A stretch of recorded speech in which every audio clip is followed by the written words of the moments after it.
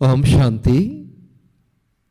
আজকে 29 ডিসেম্বর 2025 আমরা শুনছি বাবার অমৃতবাণী, আজকের মহাবাক্য। এই মহাবাক্যে বাবা বলেছেন মিষ্টি বাচ্চারা, এখন ঘরে ফিরে যেতে হবে, সেজন্য দেহসহ দেহের সকল সম্বন্ধকে ভুলে মামেকম স্মরণ করো আর পবিত্র হও। আজকের প্রশ্ন, আত্মার বিষয়ে কি এমন সূক্ষ্ম কথা কেবলমাত্র সূক্ষ্ম বুদ্ধিসম্পন্ন আত্মারাই বুঝতে পারে? উত্তর, আত্মার উপর সূচের মতো ধীরে ধীরে জং অর্থাৎ মরিচা লাগতে থাকে। বাবার স্মরণে থাকলে সেই জং সরে যায়।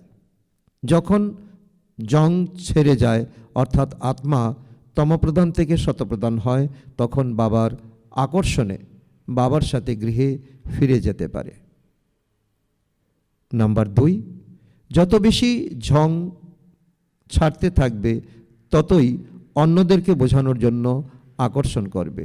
এই কথাগুলি হলো অত্যন্ত সূক্ষ্ম, যেটা স্থূলবুদ্ধি সম্পন্ন আত্মারা বুঝতে পারে না। ধারণার জন্য মুখ্য সার 1 নম্বর, আত্মারূপী সূচের ওপর জং লেগে গেছে।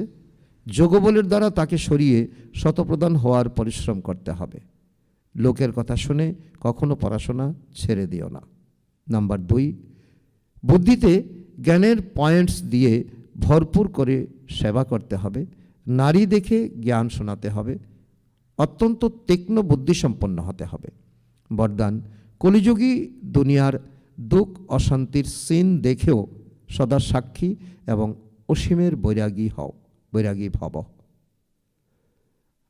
তার অর্থ হলো, এই কলিযুগী দুনিয়াতে যা কিছু হয় তাতে তোমাদের সদা উন্নতি হয়। দুনিয়ার জন্য হাহাকার আর তোমাদের জন্য হলো জয় জয়কার।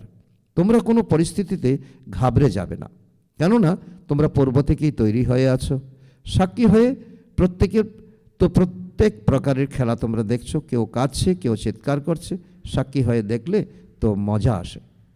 যে কলিযুগী দুনিয়ার দুঃখ অশান্তির সিন সাক্ষী হয়ে দেখে সে সহজেই অসীমের বৈরাগী হয়ে যায়।